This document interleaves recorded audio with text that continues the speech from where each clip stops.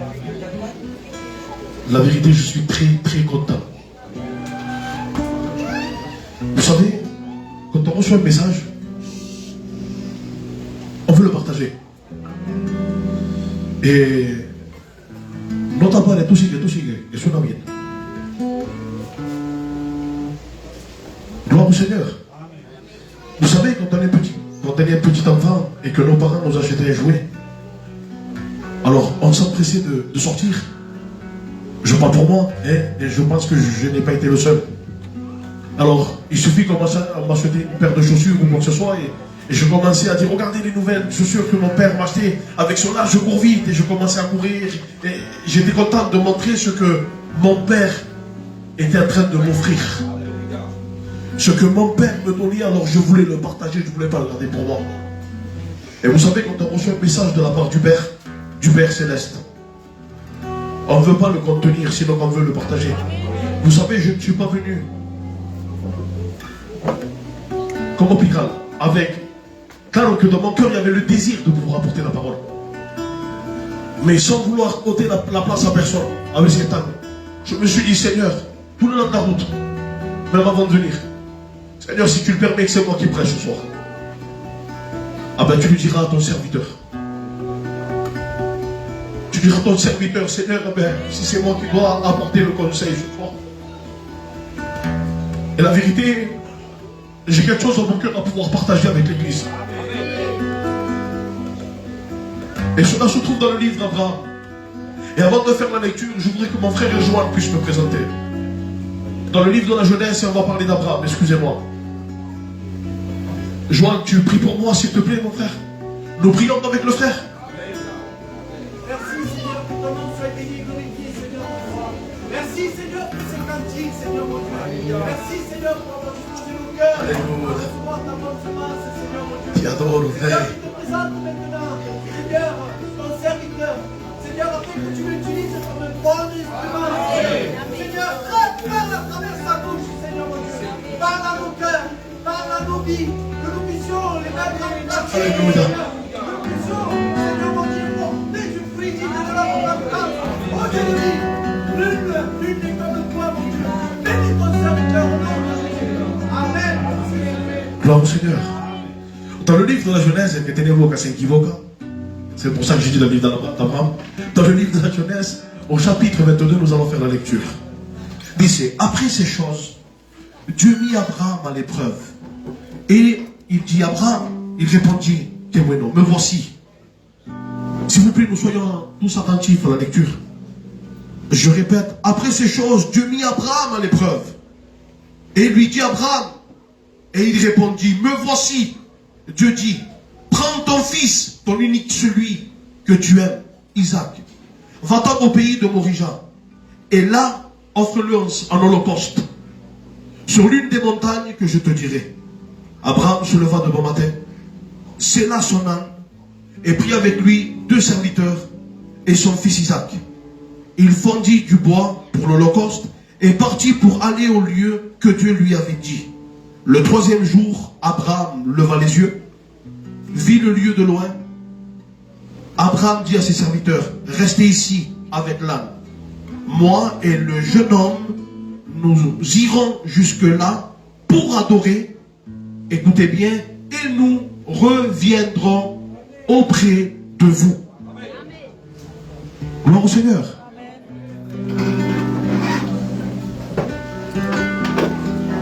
Il y a quelque chose, Seigneur, que je n'arrive pas à comprendre.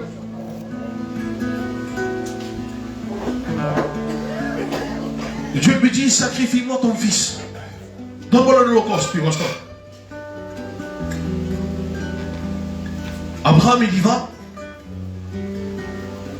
Et il va dire à ses serviteurs, restez là. Le jeune homme et moi, on peut voir que ce n'est pas un petit enfant, qu'il n'avait pas 4 ans, qu'il n'avait pas 5 ans, mais que c'était quelqu'un d'un âge mature. Le jeune homme et moi, nous allons pour adorer. Aïe. Mais Dieu n'a pas dit d'aller adorer. Dieu a dit d'aller faire un sacrifice. Nous allons pour adorer. Et après cela, le jeune homme et moi-même, nous reviendrons près de vous. Gloire à Dieu. Maintenant, nous allons prendre du début. Après cela, Dieu, dans le cœur de Dieu, il avait mis dans son cœur quoi? De mettre Abraham à l'épreuve. Mais Abraham ne le savait pas. Alors bien sûr, Dieu va appeler Abraham.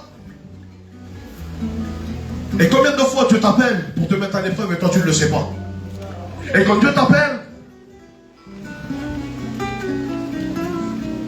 je voudrais que tu enlèves le nom d'Abraham et que tu me le tiennes. Frachito.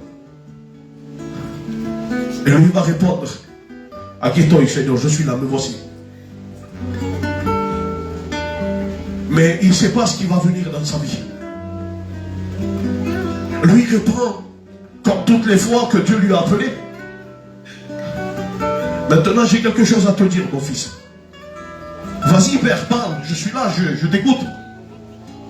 Quasi pourrait dire, demande-moi tout ce que tu veux, je le ferai. Demain matin, tu vas prendre ton unique fils, Isaac, et tu vas me le donner à l'Holocauste. Je voudrais te poser une question ce soir. Combien ceux qui savent réellement qu'est-ce que c'est un Holocauste? Le voyez plus tard. Un Holocauste, bien sûr, c'est un sacrifice. Mais la Bible nous dit que c'est un sacrifice de bonne odeur, d'agréable odeur à l'Éternel. Baya. C'est un sacrifice d'agréable odeur à l'Éternel. Voilà ce qui est l'Holocauste. Et à combien, Seigneur, Dieu voudrait que notre vie soit un Holocauste? Dieu voudrait que son église soit un Holocauste. Pour cela, nous devons être dans l'Enatal et dans l'autel de sacrifice de Réobadio. A ver si lo hacemos entender fort, si je me fais comprendre. L'Éternel Dieu, ce qu'il demande ce soir, c'est que notre être entier, notre corps, notre âme et notre esprit vivent que pour lui. Que notre vie soit il y a un cantique qui me plaît beaucoup. Et je ne sais pas chanter, Seigneur. N'écoutez pas la voix, mais n'écoutez pas les paroles. Mais ce cantique, il dit, Yo quiero hacer perfume agradable que suba hasta tu trono y solo a ti te agrade. C'est ça l'Holocauste, Iglesia. Ça, c'est un Holocauste. Être parfait et agréable, Seigneur, qui monte dans le ciel de la gloire et qui te soit agréable uniquement à la gloire. Et là, je deviens un Holocauste à Dieu. Mais combien de fois le Seigneur nous appelle? Combien de fois le Seigneur nous fait sortir de la femme? Combien de fois Dieu veut nous parler, nous mettre à l'épreuve? Et bien souvent des fois, on va passer les langues. Abraham, il s'est là son âme, prêt à partir, à donner ce qu'il avait de plus cher en lui. Et combien de fois le Seigneur il t'appelle pour donner ce que toi, tu as de plus cher à tes yeux, ce que ta chair elle aime le plus. Abraham n'a pas été béni tant qu'il n'a pas fait cet acte, tant qu'il n'y a pas démontré à Dieu qui était prêt à tout pour lui, offrir ce que sa chair elle aime le plus. Qui c'est qui veut te bénir? Qui c'est qui voudrait entendre la voix de Dieu? Seigneur, sacrifie à Dieu. Sacrifie à Dieu. Donne-lui ce que ta chair aime le plus et que tu le sais très bien, que tant que ce que ta chair aime le plus n'est pas sacrifié, tu ne reçois pas la bénédiction. Je me pense Abraham comme il devait être. Un père qui doit sacrifier son fils. Aïe, papa. Son unique fils. Je pense qu'Abraham n'a pas dormi toute la nuit. Je pense qu'Abraham était là en train de l'observer. C'est les dernières secondes que je vois mon fils vivant respirer. L'enfant, lui, dormait. Il ne savait rien. Et bien sûr que Abraham, il fallait qu'il prenne cette décision. Mais vous savez, la Bible ne le dit pas. Il n'a dit ni oui ni non. Abraham demeura dans le silence. Au moment où l'homme commence à se lever, il commence à réveiller son fils. La décision elle était prise. Au moment où il commence à lever son fils. Lève-toi, Isaac. L'Éternel m'envoie. Il veut qu'on aille l'adorer. Il veut qu'on aille monter dans la montagne de Morija. Allez, viens, lève-toi, lève-toi. Il appelle deux serviteurs. Amen. Le cœur du Père, comme il devait être pour le long du chemin. Il s'est passé 3 jours de marche. Pendant 3 jours, comment il devait être le cœur d'Abraham? Comment il devait être de savoir qu'il allait donner son fils? Mais lui, il ne perdait pas espoir. Il était là près devant Dieu. Assurément que pendant ces 3 jours, la Bible ne le dit pas. Mais peut-être qu'il était en train de jeûner, Seigneur. Tu vois où je suis? Mais que ta volonté se fasse. Que tu m'as demandé, Seigneur. Si c'est bon pour ta gloire, avec ma maison, c'est un exemple. Pour la gloire de ton nom. Et des fois, le Seigneur, pour nous éprouver, il nous fait passer dans des endroits où toi, tu ne veux pas passer. Mais le Seigneur ne te fera pas passer, il fait ça pour t'éprouver. À voir si toi, véritablement, tu es capable de renoncer à tout pour ton Père. Afin de tout relever pour ton Père céleste. Et le Seigneur, il nous fait passer par des endroits. Ne crains pas si c'est une épreuve qui vient de Dieu. Ne crains pas quand l'épreuve vient de Dieu. Mais au contraire, remets-lui tout entre ses mains. La Bible dit que, et il s'est là son âme. Vous savez, il y a 2 sortes d'âmes. Il y a 2 sortes d'âmes. Et je voudrais les détailler doucement. Cette âme-là, dans la jeunesse, et je pido pardon, je vous demande pardon, c'est chacun d'entre nous. Qu'est-ce que tu as dit? Oui. Parce qu'un âne est là, pourquoi? Pour prendre du poids. Et le Seigneur, il veut te confier une charge.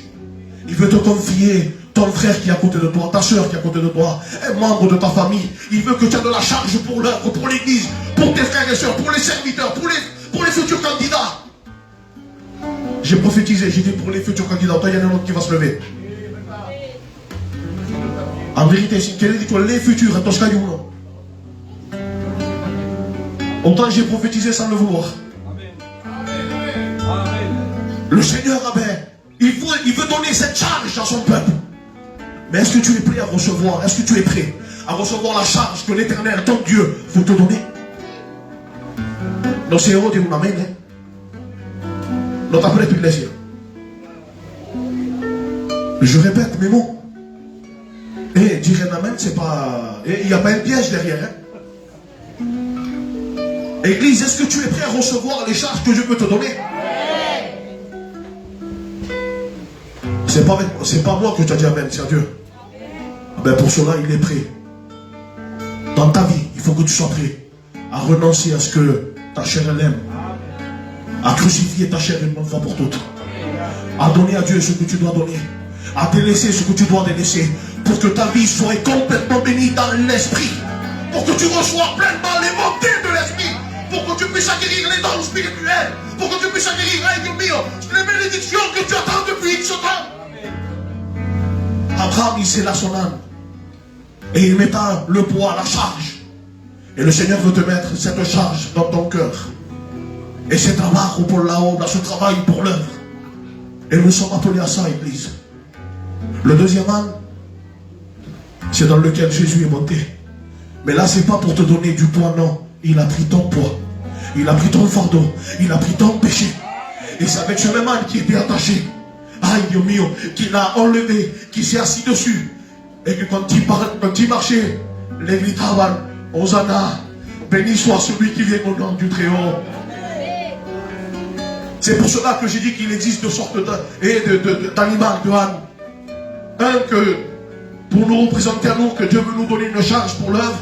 Et l'autre, bien sûr, que c'est ta charge du péché. C'est Jésus qui l'a porté à la croix du Calvaire. Tu ne dois plus marcher avec un cœur lourd. Même qu'il y a les épreuves, même qu'il y a des tempêtes, il peut se passer ce qui peut se passer. Ah, il est facile, mais que si tu as Christ en toi, la Bible nous dit, je peux tout par celui qui me fortifie. Alors pourquoi tu vas te retenir de quelque chose? De quoi tu vas avoir peur? C'est quoi que tu vas faire dans ta vie? Si tu peux tout par celui qui te fortifie, l'Éternel, ton vas dire, avec Dieu nous ferons des exploits. Et ça, ce n'est pas des paroles dites, non, c'est des faits accomplis. Avec Dieu, nous faisons des exploits. Pas nous ferons, non, nous les faisons les exploits. Pourquoi Christ vit au sein de son église. Et l'église, c'est toi, c'est pas les murs. Abraham, au bout du 3e jour, il leva les yeux. Il marcha avec la foi. Dans son cœur, il savait que Dieu allait pourvoir. Il savait que Dieu allait faire quelque chose pour lui. C'est pour cela que Abraham va lui donner un nom à Dieu. Vous savez, en réalité, Dieu ne possède pas de nom. L'Éternel, bien sûr, parce qu'il est de toute éternité. Il y avait Shalom, le Dieu de paix, parce qu'il donne la paix. Il y avait le Roy, qui veut dire l'Éternel est mon berger. Bien sûr, l'Éternel est notre berger. Et il y en a plein d'autres, Seigneur, que non me viene ahí de memoria. Mais là, il va l'appeler Yahvé Jireh, qui veut dire l'Éternel a pourvu, l'Éternel pourvoira. Alors il va commencer à l'appeler Yahvé Jireh. Pourquoi? Parce qu'il est monté sur la montagne. Mais avant de l'appeler Yahvé Jireh, avant de l'appeler l'Éternel a pourvu, avant de l'appeler l'Éternel pourvoira, d'abord il est monté sur la montagne. Il lui a dit à ses serviteurs, restez ici, l'enfant et moi nous allons pour adorer. Et quand il est monté dans la montagne, Seigneur, il a vu qu'il n'y avait rien. Abraham, il voyait qu'il n'avait rien. Alors qu'est-ce qu'il a commencé à faire? Il a commencé à élever la stèle, le lieu du sacrifice. Commence à attacher l'enfant. Et au moment de prendre le couteau pour l'égorger, l'ange de l'Éternel, qui est Jésus, lui dit, Abraham, Abraham. Abraham s'arrête, lui dit, me voici. Ne fais pas du mal à l'enfant. Car ce n'est pas son sang qui doit couler.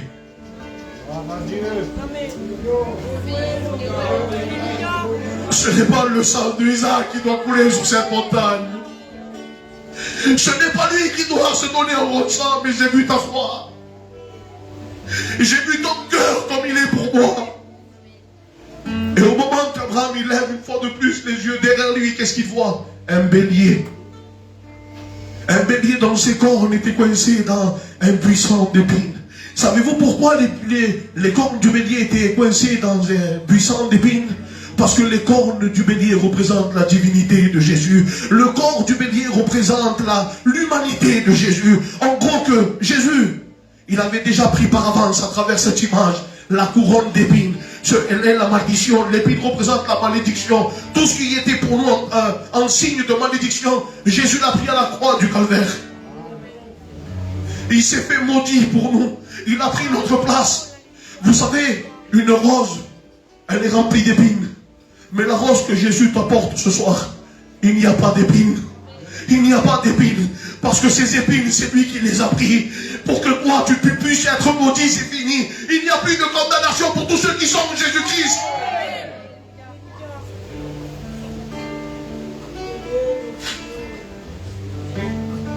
Abraham leva les yeux. Et il a vu sa bénédiction. Il a vu que l'Éternel avait pourvu pour lui. Mais quand alors l'Éternel va pourvoir pour toi, pour moi?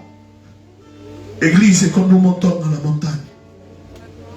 C'est quand l'Éternel t'appelle Loarillo, Akieto, Yoba, Damia Touijo, Isaac. Aïe, mais duele, ça me fait mal. Seigneur, il y a des passions dans moi.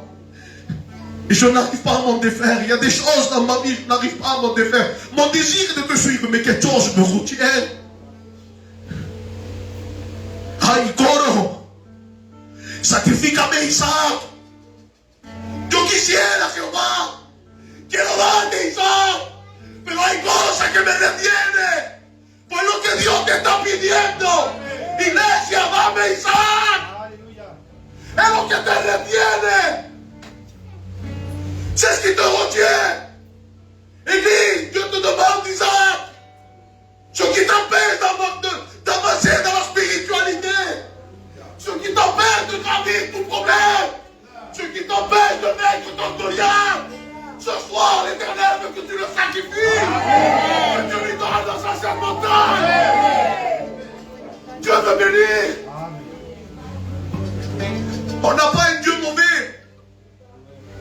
Et on le fait passer pour mauvais.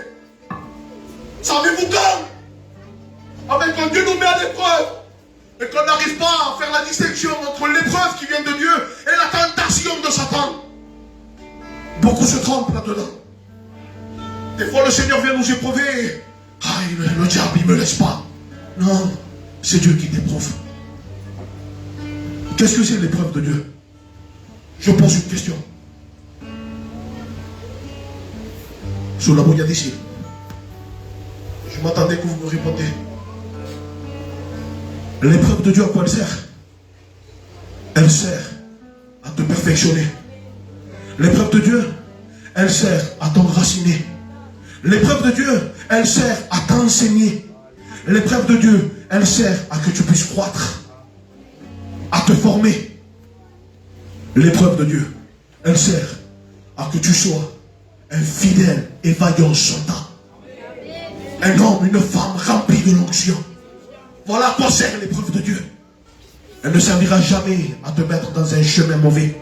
Elle ne va servir jamais à que tu baisses les bras. Des fois, on ne comprend pas du roi. On ne comprend pas que le Seigneur il vient pour nous éprouver. Et on ne comprend pas le propos de Dieu. Et quand on n'arrive pas à rentrer dans le propos de Dieu, on est découragé. Parce qu'on n'arrive pas à persévérer. On n'arrive pas. C'est pas qu'on n'arrive pas, c'est qu'on ne persévère pas. On baisse d'entrer les bras. Non. Le Seigneur il t'appelle à lutter. Le Seigneur il t'appelle et alors là nous dit de te mettre à genoux, à jeûner s'il est nécessaire. Fais-moi comprendre ton épreuve. Seigneur, il n'y a pas de problème. Je sais que ça me coûte de te donner Isaac. Mais je veux prendre la décision. Demander, Seigneur, à Morija, dans l'une des montagnes que tu vas me dire, peu importe le monde, même hors Morija, peu importe le monde dans lequel tu vas m'emmener, peu importe dans la montagne dans laquelle je dois monter, Seigneur, je suis là, papa, car je veux être agréable à toi. Je veux être, comme ils disent cantique, un parfum agréable, qui monte dans ton ciel de gloire, et qu'à toi il te soit agréable. Tu veux être un holocauste à Dieu, tu veux être un parfum agréable. Ah ben fais ce que Dieu te demande. Sacrifie Isaac. Monte sur la montagne. Donne-lui ce que Dieu te demande. Après on s'étonne. On ne se voit plus dans les réunions. Et on ose lever le poing contre Dieu. Mais Dieu t'éprouve parce qu'il t'aime. Dieu t'éprouve parce qu'il t'aime. Non pas parce qu'il ne te regarde pas. Non pas parce qu'il ne te valorise pas. Au contraire. Il y a un verset qui va dire, éprouve-moi comme l'or, pour que moi je sois pur devant toi. Aïe, que bueno. Comment on fait pour éprouver de l'or? Es una pregunta que hago. Claro que lo sabéis, vous le savez, Église, au travers le feu. Que ce soit le feu du Saint-Esprit vienne nous tous ensemble, nous éprouver à tous. Qu'on puisse passer tous par ce creuset. Seigneur, afin de lui apporter le meilleur. S'il y a quelque chose de meilleur, il supplie nous pardonne avec tout le respect que je vous dois et tout mon amour. Il n'y a rien de bon en nous. S'il y a quelque chose de bon, parce que c'est lui qui nous l'a donné, c'est lui qui nous l'a transmis, c'est lui qui nous l'a fait croître en nous. Alors le fruit qu'on va donner du roi, c'est même pas de nous, c'est ses fruits à lui. Ce qu'on va sortir de nous, ce qu'on va émaner de nous, il n'y a rien de bon dans l'homme. Il supplie nos pardonne, mais c'est la réalité. Mais tout ce qui vient de Dieu est bon. Mais ce fruit que toi tu vas faire sortir, ce que tu vas faire émaner de toi, tu crois que c'est pour toi? Tu crois que c'est pour Dieu? Même pas Dieu ne va pas le prendre. Qu'est-ce que tu as dit? Non. Dieu va se servir de toi pour celui justement qui a faim, pour celui qui a soif, pour celui qui est dans les ténèbres, pour celui qui a besoin d'entendre une parole de miséricorde, pour celui qui a besoin d'entendre une parole de réconciliation, pour celui et celles qui ont besoin de secours. Et l'Éternel, tout simplement, il va t'utiliser. Comment? En devenant un holocauste. En devenant, un parfum agréable à Dieu. No quiero ir más lejos.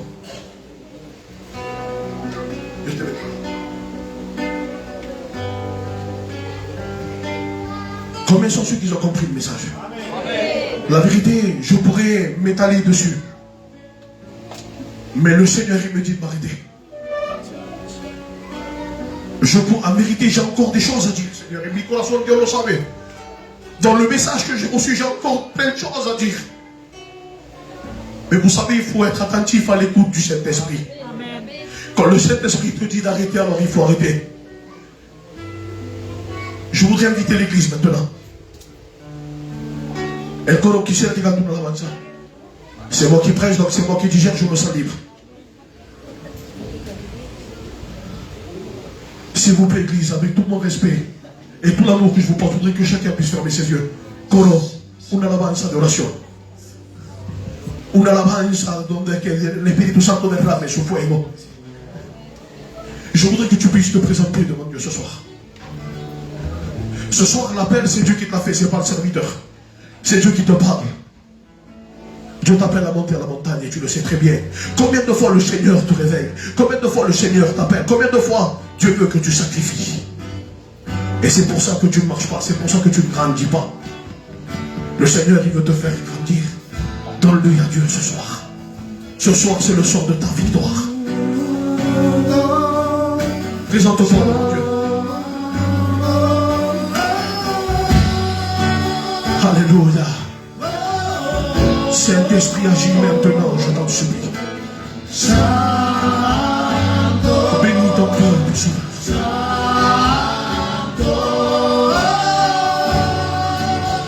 Agis maintenant. Visite puissamment maintenant dans le nom de Jésus.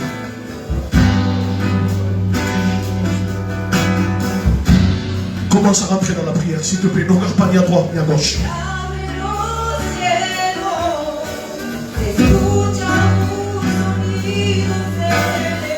Jésus compte avec toi.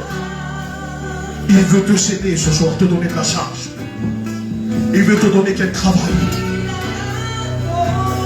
Jésus veut bénir ce soir. Jésus veut briser des liens ce soir. Jésus veut te donner de la victoire ce soir. Il est temps pour toi de monter à la montagne. Donne-lui à Jésus ce que tu dois lui donner ce soir. Alléluia.